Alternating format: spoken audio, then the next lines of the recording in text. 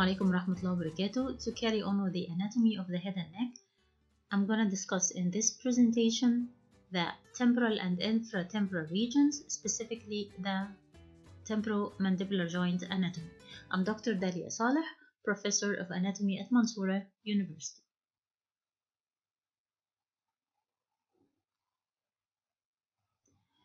For the objectives of the temporomandibular joint, we're going to discuss the following. First, we will describe its articular surfaces, its capsule, the ligaments attached and supporting this joint, the shape of the articular disc and its function, the nerve supply of the joint, and finally, the movements of the joint and the muscles producing them.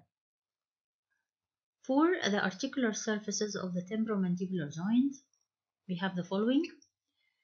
Above we have the articular tubercle and the mandibular fossa on the temporal bone, and below we have the head of the mandible. The articular surfaces here are covered by fiber cartilage, not hyaline cartilage like most of the synovial joints. It is, of course, a synovial joint of condyloid variety. Inside the temporomandibular joint, we have the articular disc that divides the joint cavity into two compartments, upper compartment and lower compartment. We have two different kinds of movements occur in the upper compartment and in the lower compartments. The capsule of the temporomandibular joint is attached above to the articular tubercle and the mandibular fossa, and below it is attached to the neck of the mandible. The lateral surface of the temporomandibular joint is supported by the lateral temporomandibular ligament. It strengthens the lateral aspect of the capsule. It runs downward and backward from the tubercle of the root of the zygomatic bone back to the lateral surface of the neck of the mandible, and it limits the posterior displacement of the mandible or the temporomandibular joint backward in order to protect the external auditory meatus.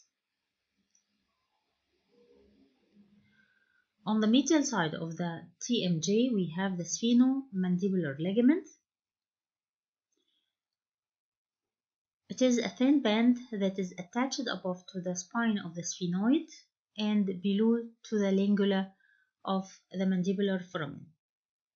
The lingula is a pony projection, looks like a tongue, guards the medial aspect of the mandibular foramen. Another ligament here, we have the stylomandibular ligament, which lies behind and medial to some distance away from the temporomandibular joint. It extends from the apex of the styloid process to the angle of the mandible. The articular disc, which lies inside the temporomandibular joint, as I said before, it divides it into two compartments, upper compartment and a lower compartment. It is attached circumferentially to the capsule of the TMJ and has two surfaces. The upper surface is concavo-convex to fit the shape of the articular tubercle and mandibular fossa, while its lower surface is concave to fit over the head of the mandible. The upper compartment allows gliding movement, while its lower compartment allows rotatory movement of the head of the mandible. A very important relation here is that the lateral tragoid muscle inserts into the front of the articular disc. Also, the articular disc is attached by fibrous bands to the head of the mandible, so it moves with the movement of the head of the mandible. The disc moves forward and backward with the head of the mandible during protraction and retraction of the mandible because of the attachment to the lateral tragoid insertion. The nerve supply of the TMJ from the auriculotemporal nerve branch of mandibular nerve, and the movements allowed by this joint is depression, elevation, so depression as in opening the mouth, and the elevation is the reverse of the depression. Also we have retraction or backward movement of the joint, and opposite of it is protraction, so to move the lower teeth in front of the upper teeth. Also, some rotation of the TMJ occurs as in side-to-side movement as in grinding.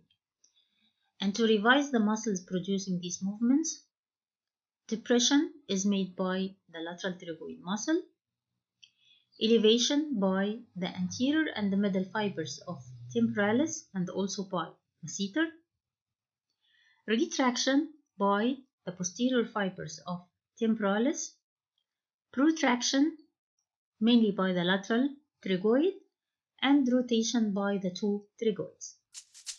This is the end of my presentation. Thanks for listening. If you like it, please do not forget to subscribe, like, and share. And do not forget to hit the notification bell in order to be notified if I upload another video.